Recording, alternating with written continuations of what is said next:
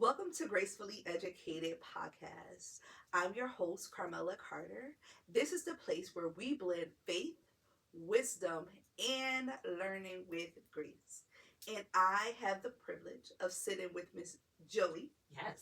Toussaint Yes. Parrish. Parrish. Mhm. Toussaint Parrish. Don't forget the second name. That's right. Don't forget it.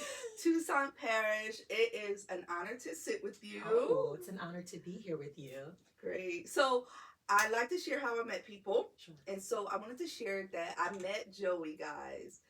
We were at Dina. She was a previous guest. If you have not checked out her podcast, go check it out. Dina had something called a Naked Challenge. Yes. And you are a part of that in some way. The garden party, is that what you did? No, it was. We were in the challenge. We yes. was in a yes. challenge. Yes. And she had you introduce something about joy. Oh, okay. And so from that moment, you have been Joy. My joy queen. To me, when I see you, I'm like, oh, there's joy. And then God has allowed us to connect over and over and over through other people. So it has been such a blessing to know you. You radiate joy. You Thank radiate you. love Ooh, and happiness. all the fairies, wishes of joy. Right? I mean, you come in the house and you look beautiful, and I feel like I said we were matching today. I love it. We gotta have fun. We got a lot of fun. We are.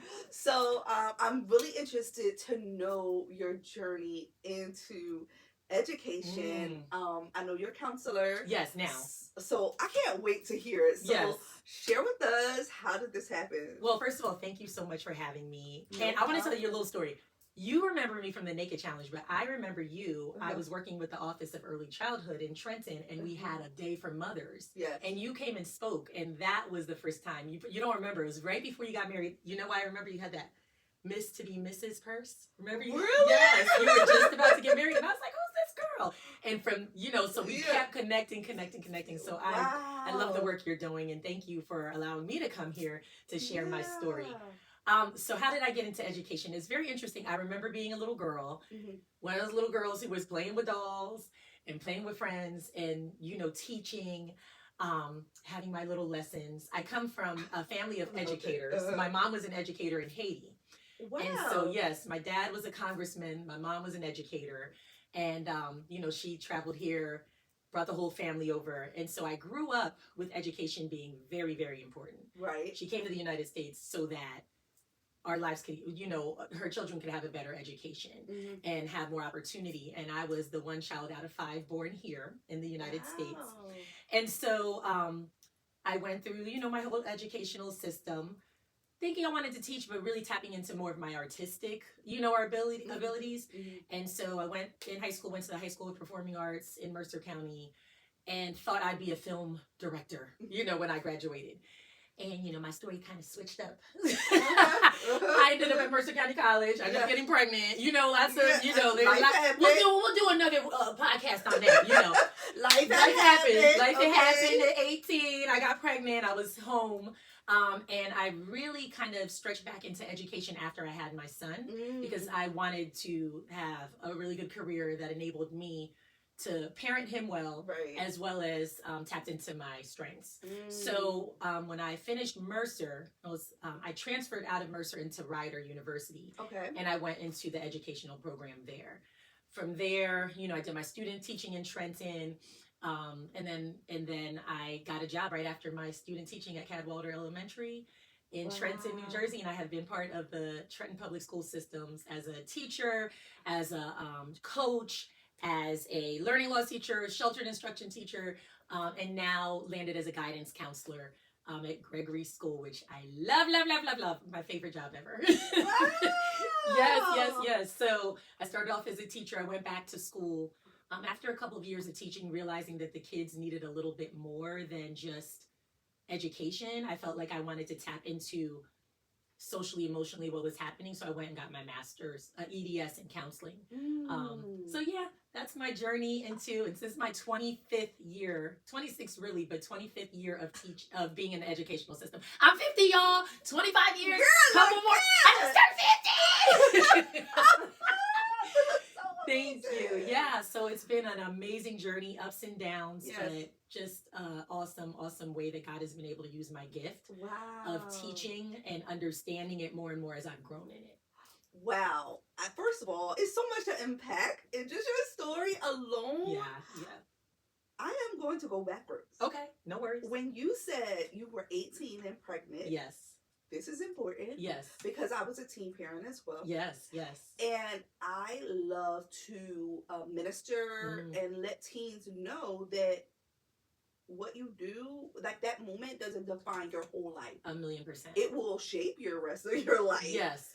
But it doesn't define your whole life. And to see that you said, okay, I'm pregnant. Yes. But I am not gonna let this right here stop me from the success that I know that is on the inside of me. Absolutely. Give me some, just in case there's a mom, sure. a teen mom watching, or a mother who has a child who's pregnant and is like, I can't believe this girl got pregnant, all of the things. And so look at my hair.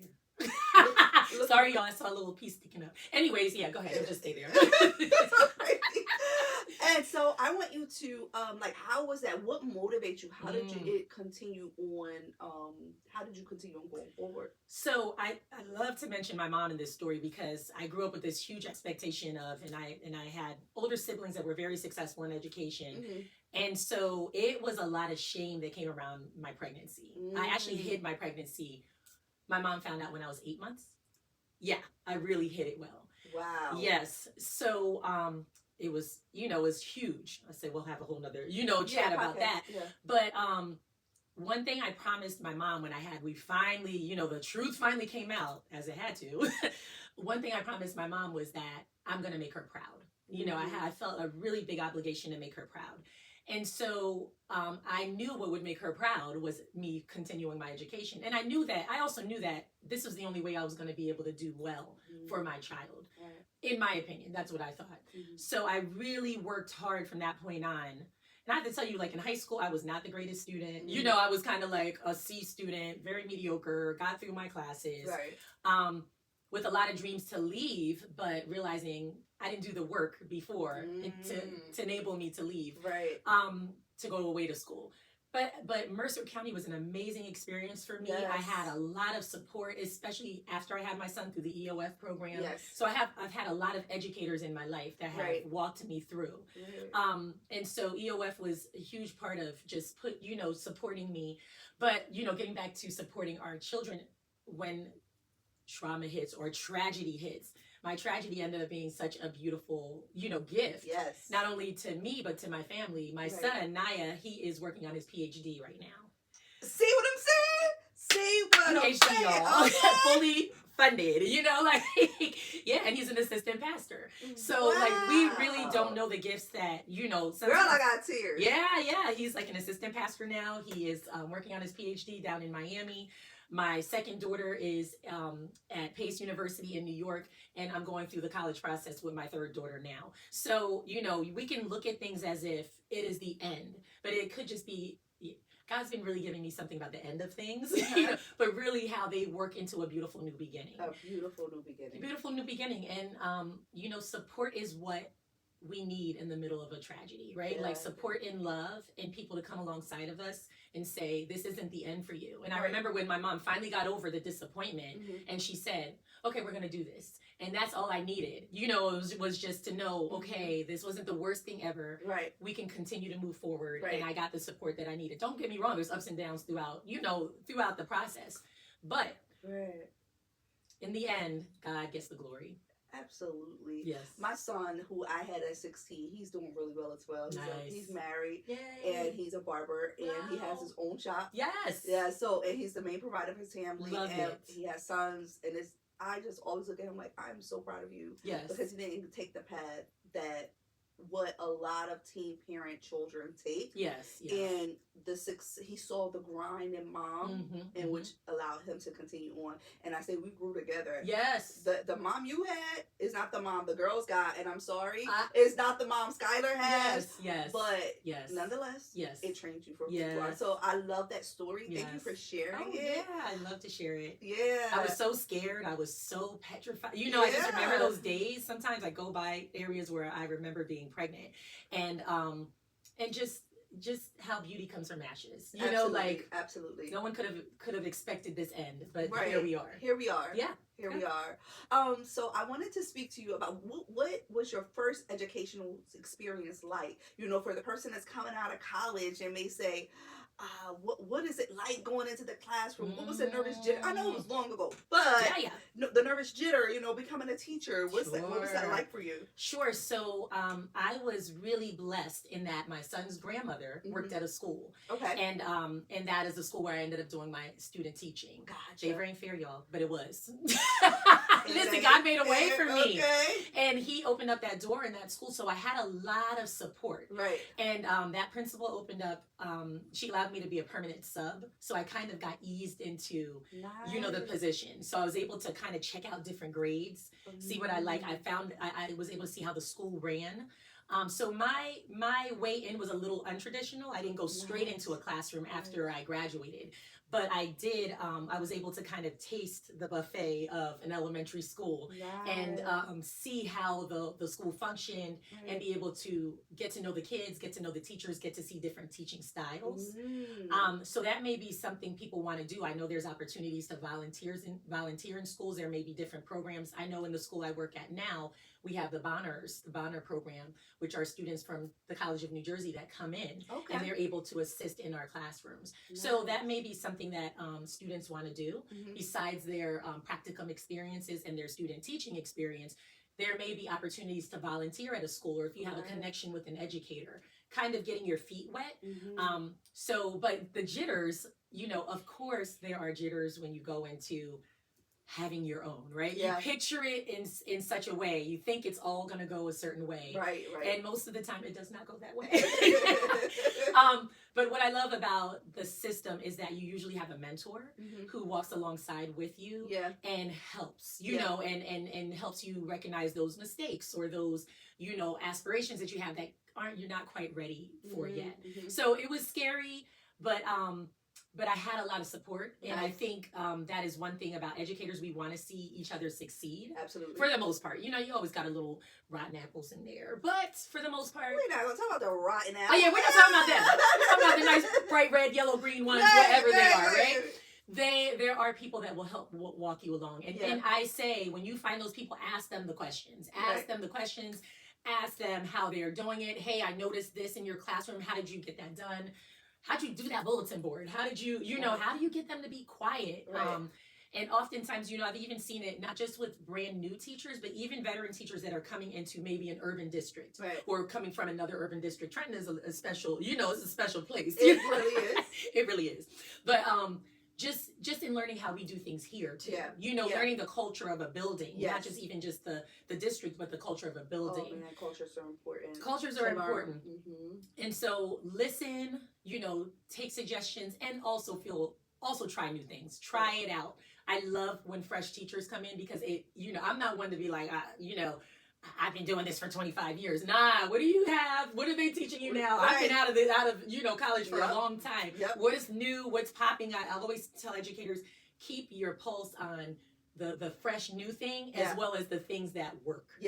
There's so many cycles in education. Things I remember being a fresh teacher, and the older teachers would say, oh, that's coming back around. Oh, the whole child now is coming back around. You know, this kind of reading system is coming back around. And I'm like, this is good. Why are they insulting it? You know, but I would see how things would come and go. And so it's important for us to eat the meat, you know, spit out the bone. So what is working well, think about those things and use them, and be willing to be a lifelong learner. As educators, we need to be lifelong learners. And so if you're a veteran like me and you see something fresh and new coming in, learn from them as well as give to them. Yeah. And so, that part of the cycle continues. Yeah, we see so many teachers so mean and burnt out. Yeah. And I'm really trying to promote on this channel, and on my platforms. God has allowed me. He said, you are an educator, and he wants me to promote education in a positive light, and educators in a positive light, because everybody doesn't have the ability to be homeschooled or homeschool their children, and everybody doesn't have the cognitive function to teach. It's not for everyone. Right. So in this space, I want to make sure that educators feel supported and loved. And so I have an event coming up November 8th. Yes. It's called Educators Link. Yes. And one of the things that my main speaker is going to be speaking about is what's in your hands as educators, using what's in your hands. So I want to do this thing with you. Sure. Right. So, right, you are such a what's in your hands you have used, right? And so if I had to put up my fingers in education, and I want you to point out what you have used in your hand, but we're going to use my hand so that she can think, right? So I'll start here, right? So you were an educator. Yes. You started off as an educator. Yes. I know you're a doula. Like, oh yeah. You know what I'm saying? And then and all of the things. So I know some of the things that you do. But I want you to speak to the people, like some of the things that I know that you do. Yes. That educators just don't have to stay in a classroom or in that one role. Go. So I'm an educator. I was a K first, fifth educator. So there's that, Pinky. I am a doula.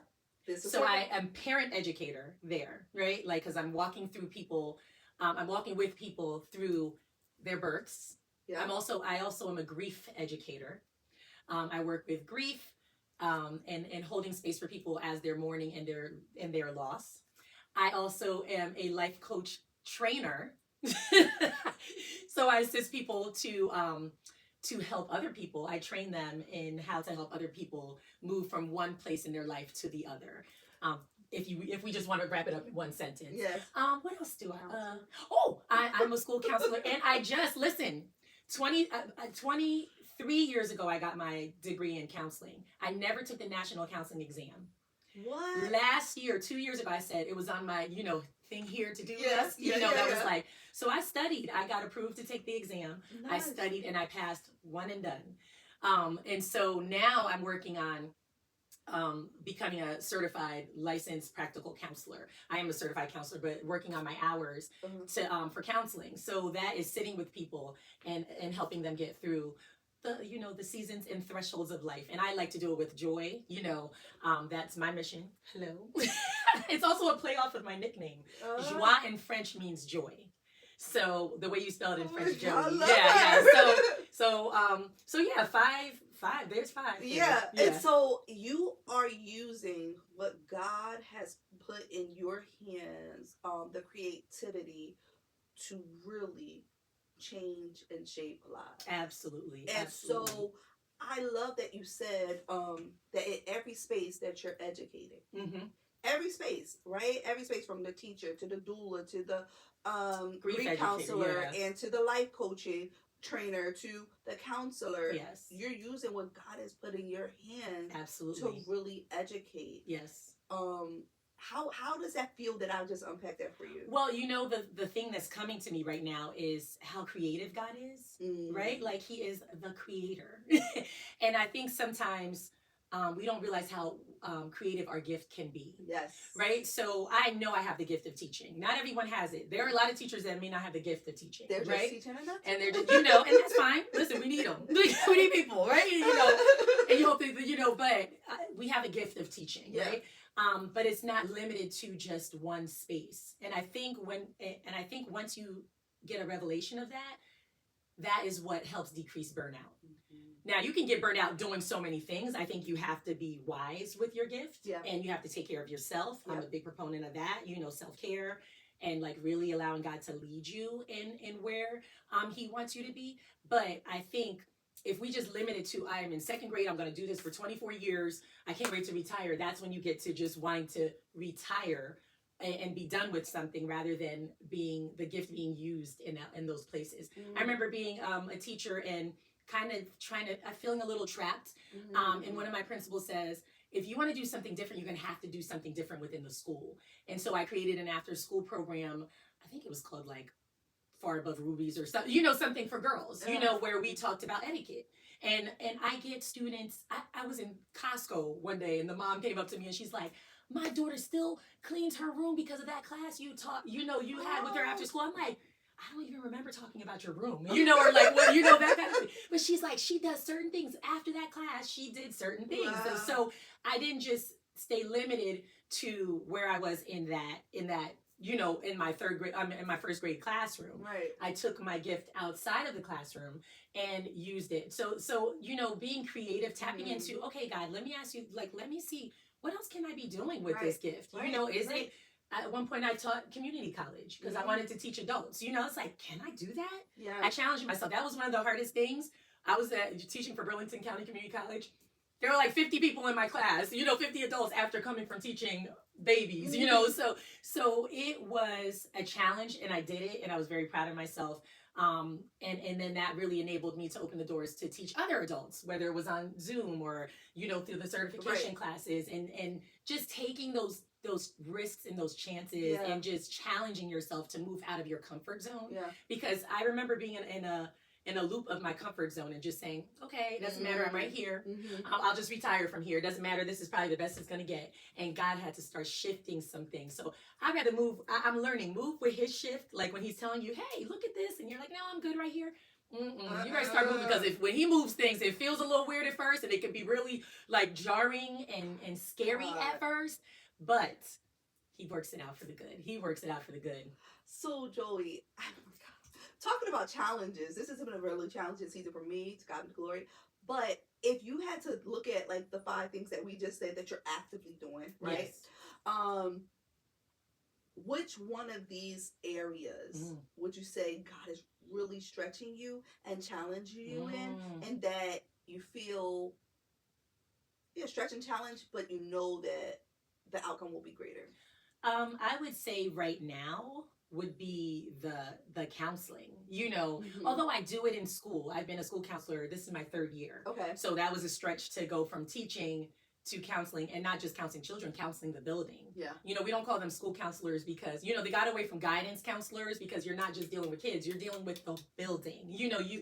A lot of people come your way and just need a moment and you sit with. So using that skill set. But now, I'm like, oh my gosh, I'm getting ready to start counseling people, like that aren't kids. I've been working with kids for 25 years, like I'm getting ready to work with adults in that way. I've done it with coaching, but to be responsible for, absolutely, there's different. Yes, it is very different. But what I know about God is how he has brought me through, right? Like the things that I was scared about with teaching, as you said, going into a classroom.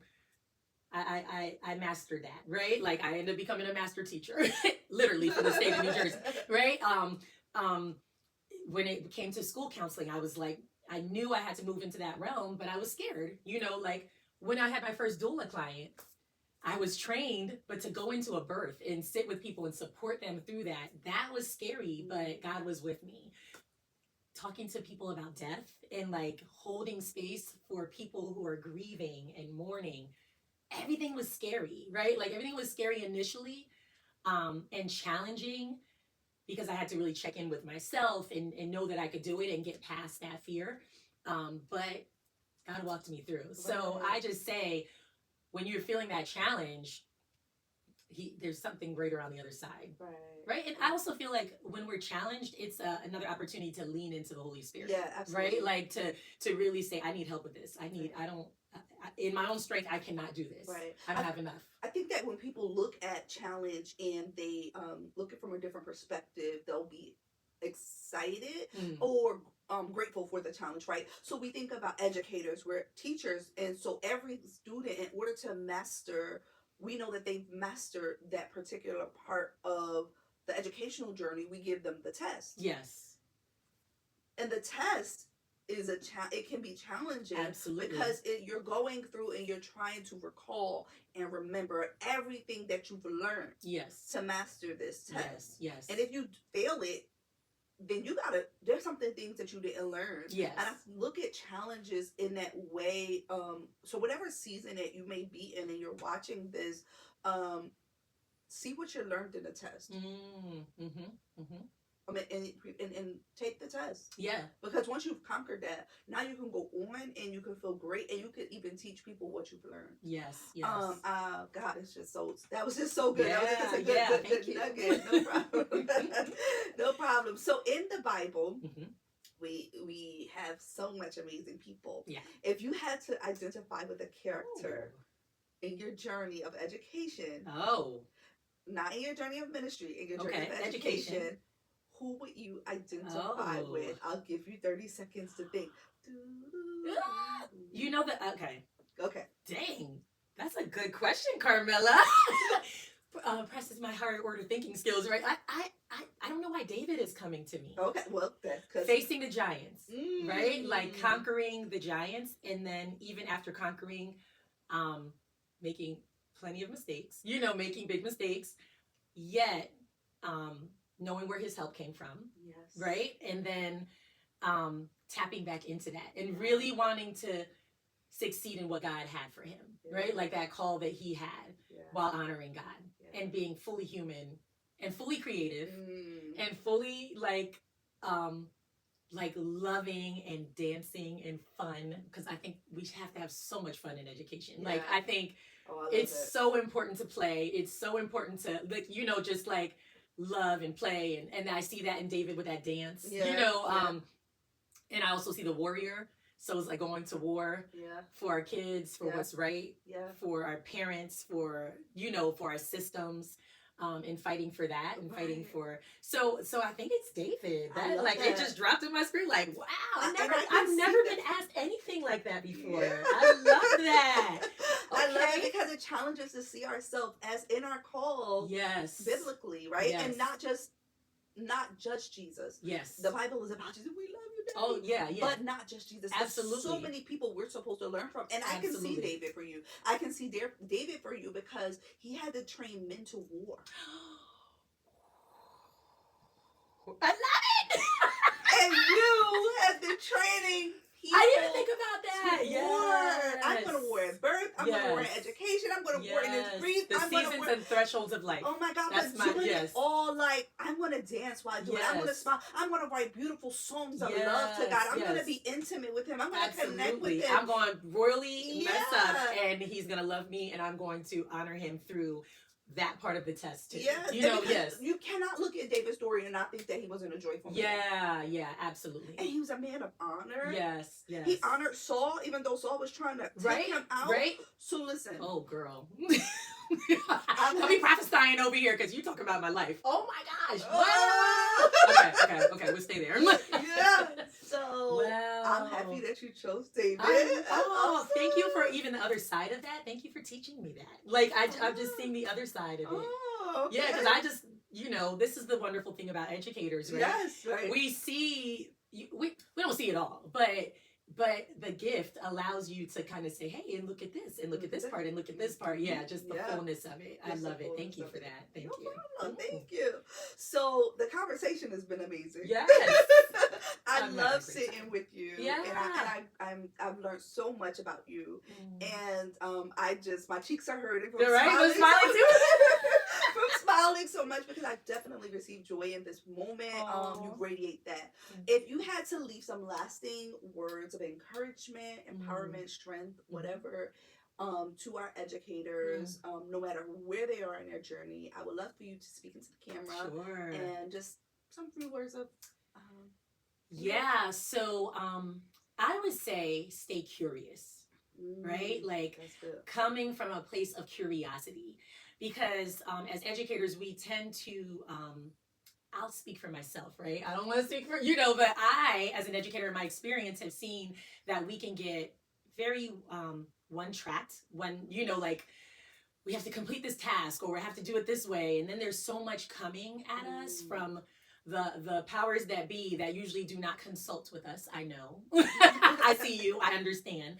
And so coming from a place of curiosity really allows us to dig deeper, see it in a different way, see what we're challenged with in a different way, see our students in a different way, wherever they may be, adults, children, babies, parents, whoever you're educating in the moment. And so, curiosity is our friend, and allowing those around you to experience curiosity in a safe space with you. Yes. So yeah, I think that's my tip. Yeah. For this season, and also just like really remembering your why. Yes. Remembering why you got into education, remembering what brought you joy about it, what things challenge you, and how you can really sit with those things and see them in a different way. Just like she just shifted my dated perspective. Like, how can we begin to shift the perspective of things that are challenging us?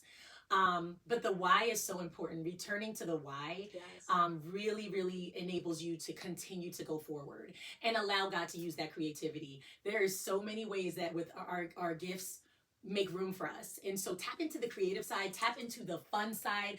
I have a sister who always says, how much fun can you have doing this? And so I used to go, how much fun can you have doing this? She always says it. How much fun can you have in this next school year? How much fun can you have in this next lesson? How much fun can you have for the rest of your career? I am having a blast where I am right now, and we make it intentionally fun, and that makes the day go so much smoother, even in the midst of really hard challenges. So I would say, have fun, stay in a place of curiosity, and remember your why. I'm praying for you, y'all. Listen, y'all need it. Thank you, Joey. That was a beautiful words of encouragement. Yes. And I'm sure that you guys took away from that words of encouragement, because I did. So thank you guys for joining us here at the GraceFully Educated podcast. If this has inspired you, make sure you drop a comment. Like, let Joey know, listen, what you said helped me, because that will encourage her as an educator as well. Also, share this video. Yay! And so that other people can learn from it as well. If it bless you, it's going to bless your friends. So make sure you share this video. And until next time, I definitely believe that we have learned in faith, wisdom, and learning with grace. That's right. Have an amazing day and week on purpose. Bye, y'all!